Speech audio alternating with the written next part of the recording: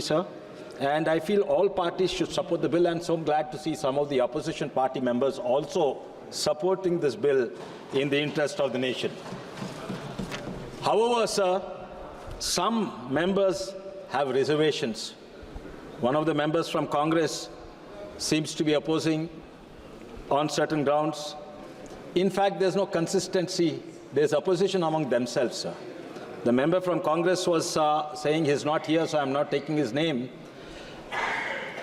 that this bill is an attack on the very federal system and the federal structure of this country, because it goes into the cooperative banks, which is a state subject.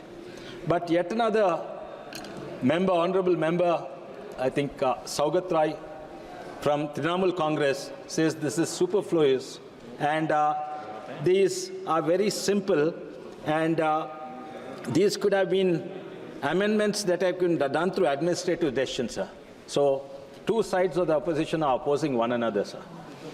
See, the honorable member from Congress who feels that the federal structure is threatened should know that if anything, any bill was against the federal structure, it is the 97th Amendment of the Cooperative that the Congress government brought in 2011, sir. And while the entire bill was not struck down by the Supreme Court, those aspects of the bill which actually infringed upon the state authority, the Supreme Court struck it down in July 20th, sir. So if anything is against the federal structure, it is a Congress bill. Federalism khatre mein hai, that is because of Congress UPA bill, sir. But lekin arop hamare paas hai that we threaten the federal structure, sir.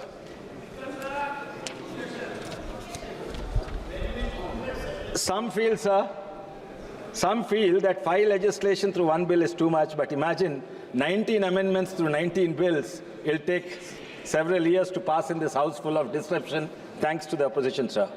Also, they have forgotten that in 2013, the NDA government amended it's a nice bill, sir, it's a right to fair compensation and transparency in the Land Acquisition Act of 2013.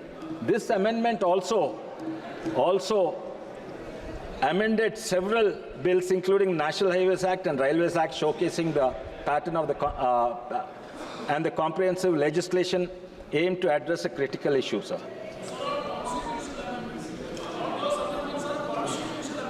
Yes, sir. Thank you, sir. You are a lawyer. We'll discuss this. Sir, our government recognized the need for reforms in the banking sector after the previous Congress government left the banks in doldrums with humongous NPAs, leaving many banks on the verge of collapse, sir. So, honorable member Gaurav Gogaiji talked about the chronology, sir. So, give me a minute to talk about the chronology, sir. We heard the history of banking industry from 1969, where the banks were suddenly nationalized overnight. Suddenly nationalized overnight. It doesn't matter who opposed. From the sudden nationalization, let's discuss. It happened. Whether it's good or bad can be discussed later, but it happened. One more thing, sir. I respect the sentiment and the sensitivity of my colleagues from Congress party, so I will not take the names, but the scam that happened right here, sir, on the Parliament Street branch, now the Sansad Marg branch. I will not take names, but at least let's see what we can learn from it. Somebody called and 60 lakhs was transferred. What we can learn from it is there was lack of good governance, there was no checks and balances, and the bankers feared their political bosses, sir. So instead of what we needed was regulation, not merely nationalization and political influence, sir. But after that, to the abyss of the 90s, where the entire nation was on the verge of bankruptcy and due to political influence and a lack of checks and balance. In 1991, India faced the worst economic crisis on the brink of sovereign default. India's foreign exchanges for less than $6 billion, enough to meet 2 weeks of country's imports, sir. The Congress government those days made the word Hindu very, very popular all across the world, sir. They made the word Hindu very popular. They referred to the Hindu growth of rate. The Hindu growth of rate was referring to the abysmally slow rate of economic growth in India, and the banking and global economists, this was a popular term to refer to India. Everybody looked down upon India, sir. But 2 or 3% negative growth rate during your UPA times. There were 2 years negative growth rate. And Please address the chair. And now our nation under Prime Minister Modi ji leadership is looked upon for the highest growth rate among the large and economies around the globe, sir. Pledging gold to shore up forest research. We have seen all this, sir. But Honorable Member Gaurav Gogaji also referred to devaluation, sir, of the Indian rupees. Sir, during that time, in 1 week, 2 times devaluation, total more than 21% devaluation, sir. Economy is stable. The rupee is stabler than any currency in the world today, sir. Sir, it was, I'm proud to say it was P.V. Narasimha Rao, sir, the then Congress Prime Minister. He's from my state. He steered the country through the mess and brought major reforms against nationalization and against the nationalization policy, got in liberalization and privatization. But this is where it is a directionless, sir. Once they say nationalization, once they say liberalization, and now again they oppose many contemporary economic policies, sir. It's the inconsistency and the lack of direction was the hallmark of the UPA governments, and this led to the tumultuous situation in the bank. But even after the reforms of the 90s, things were not so well, sir. Sir, we remember, we all actually appreciated, regardless of which party. There was huge growth rate, sir, in the subsequent UPA government, but actually what was hidden was all the NPAs amounting to lakhs of crores, sir. They were unrecoverable loans hidden under different classification of NPAs. Sir, Kalyan Banerjee had just mentioned that jugglery of words, sir. The jugglery of words and terminology was done during Congress government, sir. They were unrecoverable loans hidden under different classification of NPAs, sir. And everybody knew it. The bankers knew it, and the officials knew it, and of course the ministry knew it. But nobody had the courage to tell that the banks were totally bankrupt, sir. It's like the story, the emperor's new clothes, sir. Nobody had the courage to say the emperor is totally naked and the banks are totally bankrupt. It is after the Modi government, we recognized this problem, we pointed it out. And why was this problem, sir? It was due to stressed asset, including aggressive lending practices, willful defaults, loan frauds, corruption, and also one valid reason, economic slowdown. But under the UPA governments, the bank were heavily influenced by political interests, and they extended loans to borrowers who had little intention of paying back, sir. So in those days, I think my colleague was referring to our phone banking. If you wanted a loan, you don't run to the bank or the bank manager. You run to the MLA or MP or the minister to get a loan, sir. After the NDA took office, Modi ji government recognized the problem and introduced a bill, sir, called FRDI, Financial Resolution and Deposit Insurance.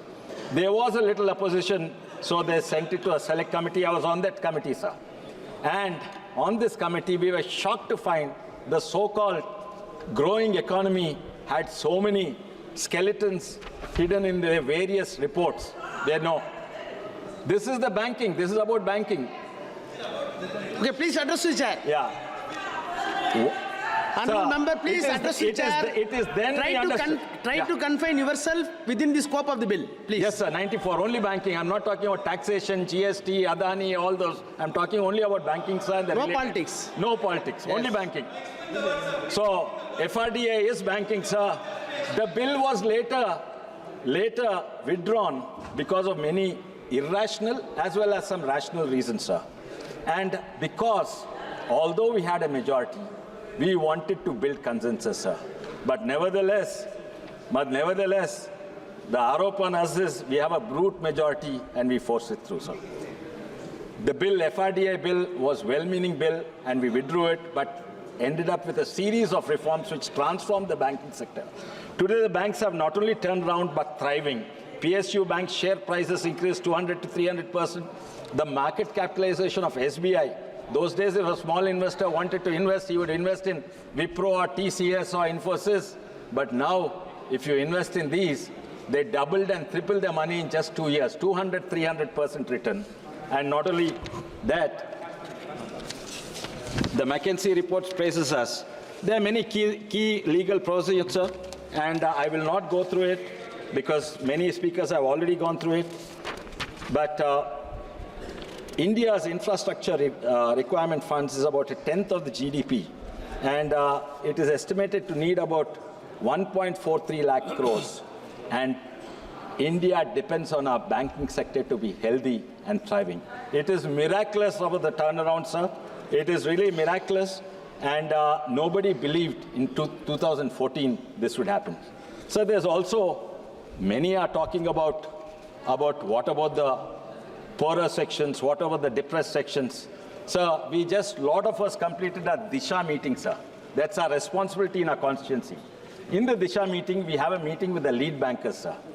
And we were shocked to find, if you compare to the 2014 to now, in fact, in my district, sir, it is unbelievable. The bankers' target is 50,000 crores, sir. Of course, they have not met, but still it is almost 300 to 400 times what it was in 2014, sir. And they are yet to meet the target. Yes, but even whatever this thing, they have amended that, sir. Please conclude. So I will conclude, sir. But before I conclude, I'll just convey 2 points, sir. We are talking about middle class and household. Yes, the household disposable income to meet the debt obligation is among the lowest in the world at 6.7%, sir. Yes, there's one more allegation that of recent the investments or deposits in the banks have reduced. And that's because there are great opportunities for investment this vibrant economy under Modi ji has created. There are SIPs, systematic investment plans, mutual funds, and instead of putting a deposit in State Bank of India, if you buy your State Bank of India shares, you'll make much more profit. And there are various avenues for investments that we have seen, sir. But before I go, just last 2 points, sir. If you went to a village 10 years ago, in 2014, there used to be 10 motorcycles. If you go today in the same village, there are 300 to 400 motorcycles. There were 10 to 20 bank account holders. Now there are 400 bank account holders, sir. And this is the Antodai. And please conclude. I'll conclude, sir. I have 20 minutes, but I'll conclude. One more speaker has to speak. Yeah, I'll just conclude. Please. Just 2 minutes, sir. And so it is the Antodai we are following, sir. And honorable member from Hyderabad asked a question in Parliament, a start question, about where the Mudra loans are going and what's happening. The maximum, I think, 300% growth in the loans to the depressed classes, sir. The Pradhan Mantri Jan Dhan Yojana with bank accounts opening, Mudra Yojana, Stand Up India, Atmanirbhar, street vendors program, Vishwakarma Yojana, all these have really gone, sir. But one thing, sir, I would conclude with one thing. It was policies were directionless, but this government has a direction. But just a direction is not enough, sir. We need a vector. Vector has both a direction and a magnitude. Even if you're going in the right direction, if you don't have the magnitude, you'll fall short, sir. This government, the vector, it has the magnitude and direction, and the trajectory is Viksit Bharat 2047, sir. Thank you, sir. Thank you.